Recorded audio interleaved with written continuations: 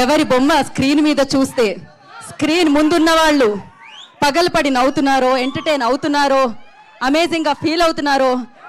So తరాలు మారినా నేను మాత్రం జెన్జీగా ఉంటాను. పాజ్ బటన్ నొక్కాను అంటే అక్కడే ఆగిపోయినా, అప్డేట్ అవుతూ వస్తున్నా, ఐఫోన్లో అప్డేట్ అవుతూ వస్తున్నా మన నరేష్ విజయ్ కృష్ణ గారికి నేను ఒక మూన్ వాక్తో నేను చేయను, ఆయన్నే చేసుకుంటూ రావాల్సిందిగా. ఇప్పుడు స్కై వాక్ ఇప్పుడు వద్దు, రిలీజ్ తర్వాత చేద్దాం. హే భగవాన్ అనేలా ఏదో చేయండి మీరు. క్యాట్ వాక్ తర్వాత చేస్తాను, మీకు చూపిస్తాను. Okay okay. నాకు అంటే 4 మీద నడవాలి, కాళ్ళు చేతుల మీద బాగుండదు. ఇప్పుడు అది చేశాను అనుకోండి, కాళ్ళ మీద ఎలాగా బాగుండదు. కానీ మీరు ఇందాక ఒక ఫోజ్ ఇచ్చారు చూసారు, అది నాకు చాలా నచ్చింది.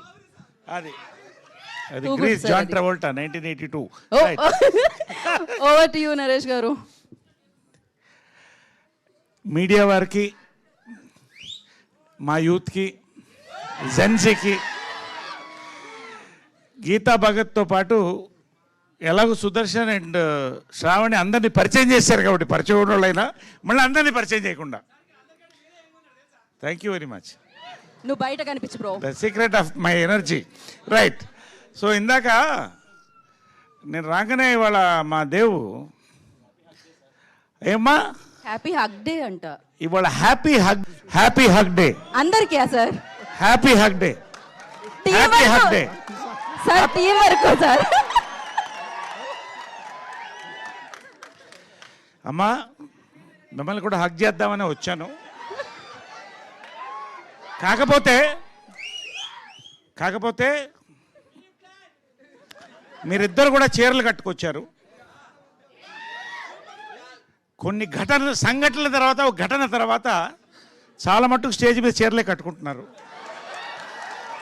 కాబట్టి భారతీయ సంస్కృతి ప్రకారం మగవాళ్ళు ఆడవాళ్ళు హగ్ చేయకూడదు. కాబట్టి మీరిద్దరు హగ్ చేసుకోండి అమ్మా. హ్యాపీ హగ్ డే చెప్పండి. ఇది ఇక్కడి నుంచి చైన్ హగ్ ఇద్దాం అనుకున్నాక అక్కడ గీతా భగత్ ఉంది. అమ్మ నీ డ్రెస్సును కూడా భారతీయ డ్రెస్ కిందే పరిగణిస్తాం కాబట్టి అక్కడ ఎండ్ అవ్వకూడదు. కాబట్టి భారతీయత నీలో కనిపిస్తుంది. ఖచ్చితంగా ఇవాళ హ్యాపీ హగ్ డే నీకు దూరం నుంచి చెప్తున్నానమ్మా. మీకు అయిపోయిందమ్మా. యాక్చువల్గా మనోడు ఏం చెప్పాడంటే రేపు పెడితే బాగుండేది సార్ అన్నాడు. రేపు ఏం డే అన్న, కిస్ డే అన్నాడు. దుర్మార్గుడా. కాబట్టి ఇవాళ పెట్టడం మంచిదైంది.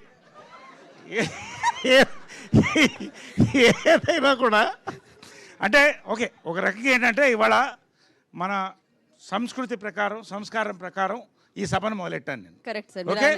హ్యాపీ హగ్ డే అని గౌరవిస్తూనే ఎవరెవరిని హగ్ చేయాలో వాళ్ళెవరికి హగ్ చేశాను.